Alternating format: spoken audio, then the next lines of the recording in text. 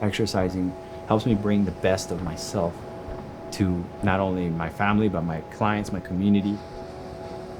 For some people, it might seem like a lot, what I do. And a lot of these things are hard to do mentally, but once you get past that, it's really not difficult.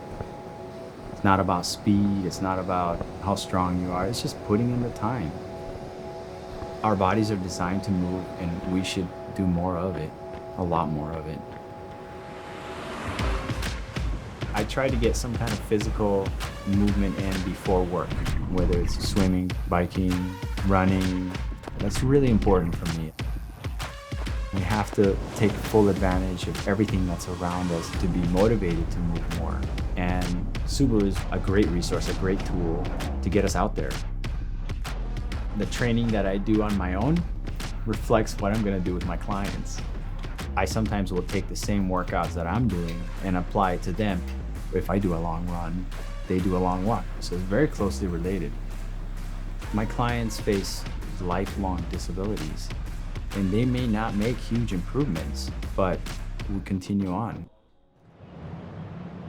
You putting something positive out in the community will come back to you.